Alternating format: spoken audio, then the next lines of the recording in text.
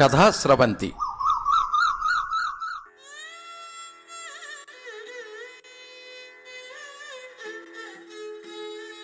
వంశీ మా పసలపూడి కథల నుండి దారుణం కదా కథ వినిపిస్తున్నది శ్రీ పప్పు భోగారావు. నిర్వహణ సహకారం శ్రీ ములగాడ సురేష్ కుమార్. సాంకేతిక సహకారం శ్రీ పప్పు వరుణ్. పాపికొండలు వేపిళ్లే గోదావరి రూట్లో దేవీపట్నం దాటాక వచ్చే అగ్రహారంలోనూ, ఆ పక్కనే ఉన్న పెంకులపాడు, మడిపల్లి లాంటి ఊళ్ళలోనూ ఒంటికాలు, ఒంటి చెయ్యి, ఒంటికన్ను ఉన్నోళ్లు అక్కడక్కడ కనిపిస్తూ ఉంటారు. ఏంటని ఎవరన్నా అడిగితే లబోదిబోమని ఏడుస్తా రౌడీ అయిన బట్టలుతికే గోవిందు గురించి చెప్తారు. రౌడీ గోవిందు పొట్టిగా, లావుగా, పెద్ద పొట్టేసుకుని, పెద్ద మీసాలు, బండ పెదాలతో చూడ్డానికి చండాలంగా ఉంటాడు. వాడికి మేనకోడలుంది, పేరు పుష్ప. ఆ ప్రాంతంలో అంత అందగత్తెని ఎక్కడా చూడం మనం. అయితే గోవిందుకు కోరిక ఉంది. అదేంటంటే పుష్పని పెళ్లి చేసుకోవాలి. అది పుష్ప ఊ అంటేనే. ఆ ఊ అనే రోజు కోసం ఎదురుచూస్తా కూర్చున్నాడు. ఈలోగా ఎవడన్నా మనిషి మీద కన్నేస్తే కన్ను, చెయ్యేస్తే చెయ్యి తీసేస్తున్నాడు. అలాగా జనం చేతులు కాళ్ళు తీసేస్తున్న గోవిందు ఏడాదిలో సగం రోజుల పాటు రాజమండ్రి జైల్లోనే ఉండొస్తున్నాడు. ఈ మధ్య రమణబాబు అనే కుర్రోడు ఆరిన బట్టలు మడత పెడుతున్న పుష్ప జబ్బ మీద చెయ్యేసి ఏదో చెయ్యిపోతే ఆడి చెయ్యి తీసేసిన గోవిందు ప్రస్తుతం జైల్లో ఉన్నాడు. ఎండాకాలం బాగా ముదిరింది. రోహిణీ కార్తె మొదలైంది. చలిపొద్దేళ్లకే చిరచరలాడుతా ఉంది. గాలి ఆడక గోదాట్లో నీళ్లు ముందుకు కదలడం లేదు. ఎండలకి నీళ్లు ఎండిపోవడంతో తిప్పలు బాగా వేసేసినాయి గోదాట్లో. లోపల చేపలు కదలడంతో నీచు వాసన వస్తున్నాయి నీళ్లు. రాజమండ్రి నుంచి కోనవరం వెళ్తున్న గూటాలపాదం వెంకటరమణమూర్తి గారు ముద్దుకృష్ణ లాంచీలో లోడు ఎక్కువ వేసేయటం వల్ల భారంగా కదులుతా గోదావరి మేటలు వెయ్యని చోట్లు చూసుకుంటా వెళ్తోంది ముందుకి. కొత్తగా గుమస్తా పనులు చేరిన అన్నారం ఒక్కో ప్యాసింజర్ దగ్గర కేవులు వసూలు చేస్తుండగా అగ్రహారం రేవులోకి వచ్చి ఆగింది లాంచి. పచ్చని పరికిణి, ఎర్రటి వాయిల్ కండువా వేసుకుని చేతిలో తాటాకు బుట్టతో ఎక్కిన పుష్ప టికెట్ కొండమొదలు రేవుకండి అని మాసిపోయిన 5 కాగితం ఇచ్చింది. లాంచీలో జనమంతా పుష్పనే చూస్తా ఆ పిల్ల గురించి, వాళ్ళ మామయ్య గోవిందు గురించి మాట్లాడుకుంటున్నారు. కొత్త గుమస్తా అన్నారం అయితే విప్పిన కంటిరెప్పలు ముయ్యకుండా చూస్తున్నాడు పుష్పని. లాంచీ సరంగు కామేశ్వరరావు వచ్చి, టాప్ మీద ఖాళీగా ఉంది బుల్లి, వెళ్ళి అక్కడ కూకోమ్మా అన్నాడు. ఈ లాంచీలో చాలా తక్కువ జీతానికి చేరిన అన్నారం ఇవాళో రేపో మానేద్దారి అనుకుంటున్న మనిషల్లా ఆ ఓనర్ గారు పావలా ఇచ్చినా సరే, అర్ధనా ఇచ్చినా సరేనని మానను అని గండిపోచమ్మ తల్లి మీద ఒట్టేసుకున్నాడు. కొండ్రుకోట, వాడపల్లి, ఈరారం ఒక్కో రేవులో ఆగుతా ఎక్కే జనాన్ని ఎక్కించుకుని దిగే జనాన్ని దింపుకుంటూ వెళ్తుంది ముద్దుకృష్ణ లాంచీ. ఆ లాంచీ లోపలి ఇంజన్లాగా పనిచేసుకుంటూ పోతున్న అన్నారం మనసు మట్టుకి ఆ పుష్ప దగ్గర ఆగిపోయింది. లాంచీలో వంటలు చేసే రాంబాబు గారు గ్యాలమేస్తే దొరికిన బొచ్చు చేపని కదులుతుండగానే కోసి పాత చింతపండుతో చిక్కని పులిసెట్టి సవ్వాదిగా కాస్తున్నాడు. అన్నంలో ఆ పులుసు కలుపుకుంటున్న అన్నారం మనసు ఆ పుష్ప మీదే ఉంది. లేత తాటి ముంచి నవ్వులుతున్నట్టు ముఖం పెట్టి టికెట్ కొండమొదలు రేవుకండి అని ఎంత శుతిమెత్తగా అడిగిందా మనిషి అనుకుంటా ముద్దని చేత్తో పట్టుకుని అలాగుండిపోయాడు. పాపికొండలు వైపు వెళ్తుంది లాంచీ. గాలి పెరగడంతో లాంచీలో జనం జుట్లు ఎగురుతున్నాయి. టేకూరు రేవులో పాటలు పాడే సాధువు గారు, మసాలా బొటానీలు అమ్మే కుర్రోడు ఎక్కారు. వంటోడు రాంబాబు టీ కాచి ప్యాసింజర్లకు అమ్ముతున్నాడు. చీడూరు దాటి శివగిరి వైపు వెళ్తుంది లాంచీ. సీవంటి గ్లాసులో టీ పోసిచ్చాడు రాంబాబు. తాగుతున్నాడు గాని మనసు ఆ పుష్పం మీదే ఉంది. చేతిలో తాటాకు బుట్ట పట్టుకుని బల్ల దిగి ఒడ్డుకెళ్తున్నప్పుడు ఎంత అందంగా నడిచింది ఆ మనిషి అనుకుంటా లాంచీ సరంగు కామేశ్వరరావుని, గడేసే సత్యబాబుని అడిగి ఆ పుష్ప భోగట్టా కనుక్కున్నాడు.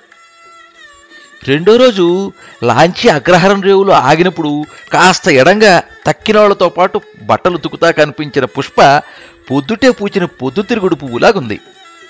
గోదావరి గాలికి ఊగుతున్న అరటి చెట్టు ఆకులు వెనకాల చందమామలాగుంది.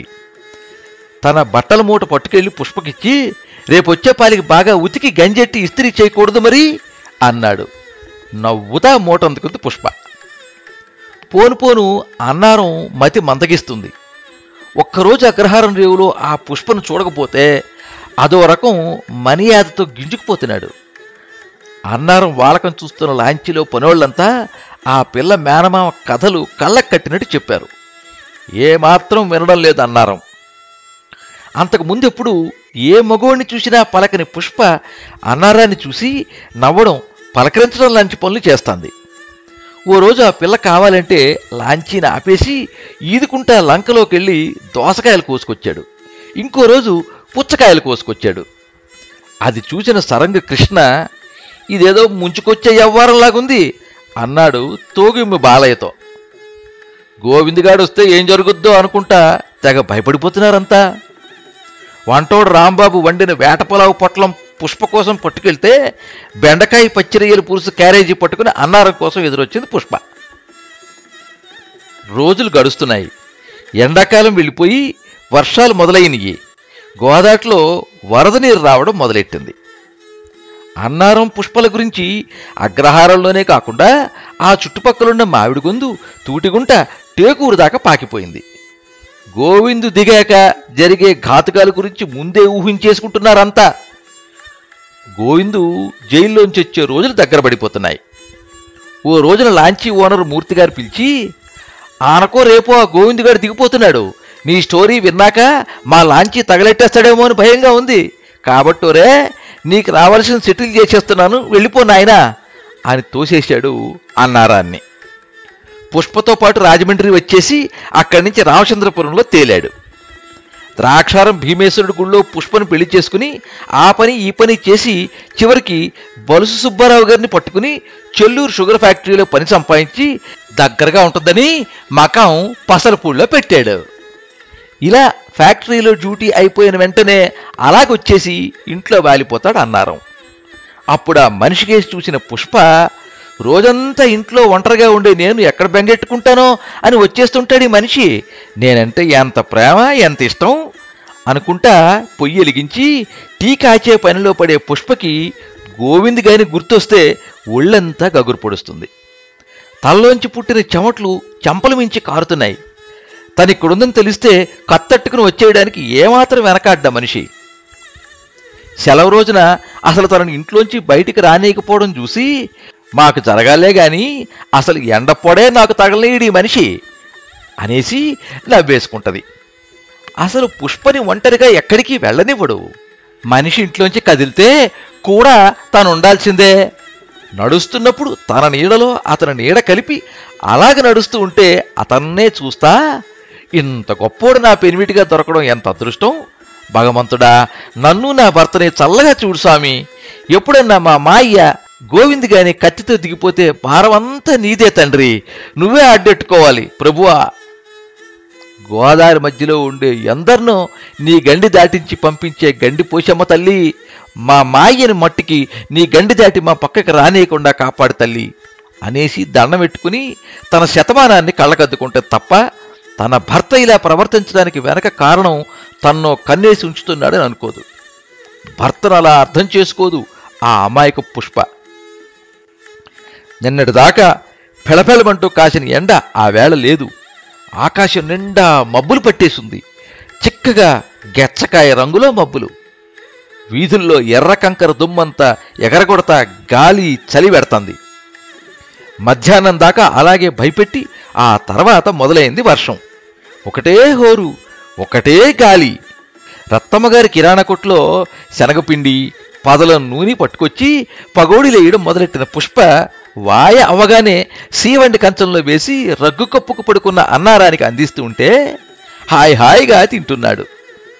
రాత్రికి మధ్యాహ్నం పప్పుచారు వేడి చేసి వేట మాంసం వేపుడేసింది. ముసురు తగ్గలేదు.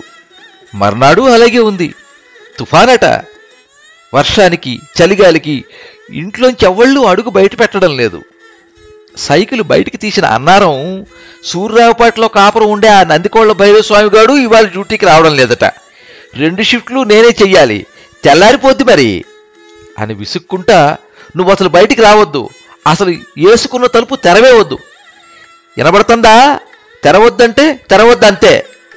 ఒకవేళ తెరిచిన పక్కింట్లో ఎవడో బ్రహ్మచారి గారు దిగాడు, ఆడికేసి కన్నెత్తి చూడొద్దు, అర్థమవుతుందా అని చెప్పిందే 10 సార్లు చెప్పి సైకిల్ ఎక్కి అయిష్టంగా బయలుదేరాడు. అన్నారం డ్యూటీకి బయలుదేరిన 4 గంటలకి బాగా పెరిగిపోయింది వర్షం. ఎక్కడా తెరిపి ఇవ్వకుండా అలా కురుస్తానే ఉంది. దానికి తోడు గాలి ఒకటి, అది మామూలుగా లేదు, అంతకు ముందెప్పుడు ఎరగనంతగా వేస్తుంది. బక్కపలచగా ఉండే మనుషుల్ని ఎగరగొట్టేస్తుంది. ఇళ్ల మీద బంగాళా పెంకులు పేకదారం తెగిన గాలిపటాల్లాగా ఎగిరిపోతున్నాయి. తూర్పుపేటలో రాములూరు గుడి ముందు రావి చెట్టు కొమ్మలన్నీ విరిగిపోయినాయి. బండిరేవు గొట్టు మీద బాబురావు మేస్టారి ఇంటవతల నిద్రగన్నేరు చెట్టు అమాంతంగా పడిపోయింది. రాయల్ రెడ్డి గారి ఇంటవతల మిషన్ కుట్టే ఖాదర్ పాటిమట్టి ఇల్లు కూలిపోయింది. కాలవ దగ్గర పట్టాభిరామయ్య గారి కిళ్ళి కుట్టు అవతలున్న గానుగ చెట్టు వేళ్లతో సహా రోడ్డు గడ్డంగా పడిపోయింది. ఇంకా దీపాల వేళ అవ్వకముందే చిక్కగా చీకటి పడిపోయింది. తుఫాను మరీ పెరిగిపోయింది. వెలిబూడితో చిమ్నీ తోము పెట్టి వెలిగించిన హరికేన్ లాంతరు ద్వారబంధం మధ్య వాసం మెక్కి తగిలిస్తా, ఇక్కడ తుఫాను చూస్తే ఇలాగుంది, అక్కడ మనిషి ఎలాగున్నారో అనుకుంటా అరుగు మీద కూర్చున్న పుష్పకి ఉప్పు మందయ్య గారి పాతిల్లు కూలిపోవడం తన కళ్లతో చూడ్డంతో భయం బాగా పెరిగిపోయింది. తనలో తనే ఏదేదో అనేసుకుంటా అన్నారం గురించి ఆలోచిస్తుండగా టప్పున ఆరిపోయింది లాంతరు. భయం పెరిగిపోయింది పుష్పలో. తడుచుకుంటా బురద తొక్కుకుంటా పక్క ఇంట్లో ఉంటున్న శ్రీనివాస్ దగ్గరికి వెళ్ళి, తుఫాను చూస్తే ఇలాగుంది, ఆ మనిషి ఏమో చెల్లూరు ఫ్యాక్టరీలో పనిలోకి వెళ్ళారు, నాకేదో భయంగా ఉందండి, కొంచెం ఆ ఫ్యాక్టరీ దాకా సాయం వస్తారా మీరు అంది. కంగారు పడిపోయిన శ్రీను, ఈ తుఫాన్లోనా అన్నాడు. ఆయనకేదో అయిపోయిందని నాకు చాలా భయంగా ఉందండి, ఈ ప్రపంచకంలో ఆ మనిషి తప్ప ఇంకెవ్వళ్ళు లేరండి నాకు, బాబు అని ఏడుస్తున్న పుష్పను చూసిన శ్రీను, సరే పద అన్నాడు. మునసబు గారి తూము, సుబ్బరాయుడు గుడి, గొల్లల తూము దాటుకుంటూ కాలువగట్టెక్కి వంతెన దిగి దిగడంతోటే మొలలోతు నీటి గుంటలో దిగడిపోయారిద్దరు. నానా అవస్థపడి పైకి లేచి నడుస్తా దూరంగా కుడిపక్కనున్న కృష్ణా రైస్ మిల్లు దాటి చెల్లూరు కంకర రోడ్డు మీద వెళ్తున్నారు. ఇంతలో రోడ్డుకి ఎడంపక్కనున్న నిద్రగన్నేరు చెట్టు పెళపెళమని చప్పుడు చేస్తా నేల మీద వాలిపోయింది. నడుస్తున్న ఆ ఇద్దరిని ఎదురొచ్చి మరీ తోసేస్తోంది గాలి. దాంతో ముందుకి అడిగేయడమే కనాకష్టంగా ఉంది. నానా అవస్థలు పడతా సీనుతో పాటు తడుస్తా నడుస్తా వెళ్తున్న పుష్ప ఉన్నట్టుండి బోర్లా పడిపోయింది. ఎడంచెంప మోచెయ్యి దగ్గర చర్మం కొట్టుకుపోయినయి. కారుతున్న రక్తాన్ని ఆ వర్షం నీళ్లు కడుగుతున్నాయి. పుష్పని లేపి ముందుకు నడిపిస్తున్నాడు శ్రీను. ఆ సన్నటి రోడ్డుకి ఎడంపక్కనే ఉంది పంటకాలవ. రోడ్డు నీళ్లతో నిండిపోవడంతో ఏది కాలవో ఏది రోడ్డో అర్థం కాకుండా ఉంది.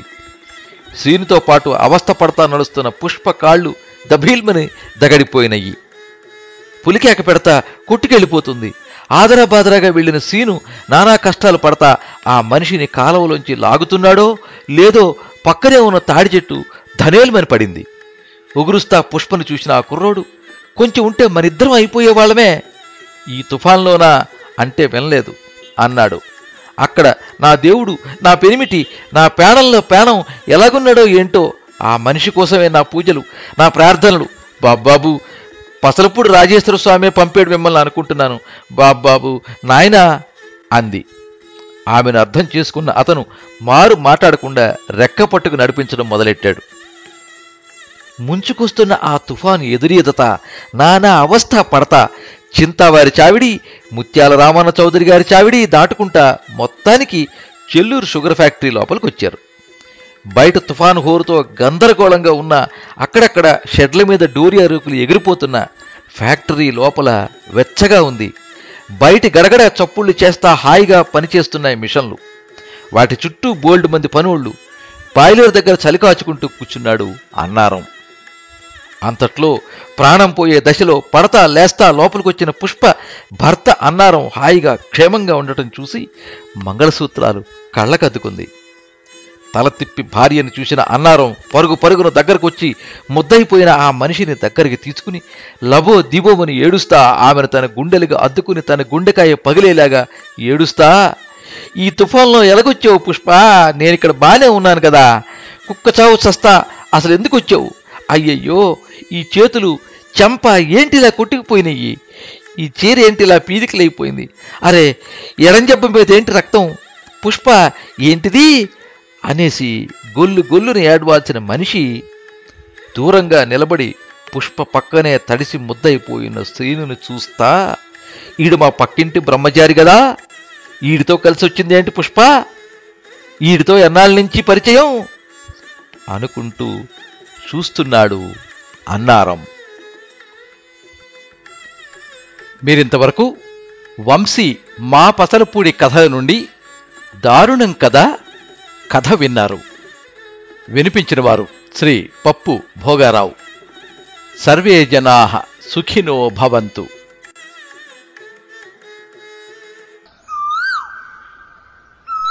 కథా స్రవంతి. ఈ కథ మీద మీ అమూల్యమైన అభిప్రాయాన్ని కింద కామెంట్ బాక్స్లో రాయండి. ఈ వీడియోని లైక్ చేయండి, మీ మిత్రులందరికీ షేర్ చేయండి. ఇలాంటి మరిన్ని మంచి కథలు వినిపించడానికి ఈ ఛానల్ని సబ్స్క్రైబ్ చేసుకోండి. పక్కనే ఉండే బెల్ ఐకాన్ని క్లిక్ చేస్తే ఇలా అప్లోడ్ చేసే వీడియోల వివరాలన్నీ కూడా మీకు ఎప్పటికప్పుడు నోటిఫికేషన్ ద్వారా తెలుస్తాయి.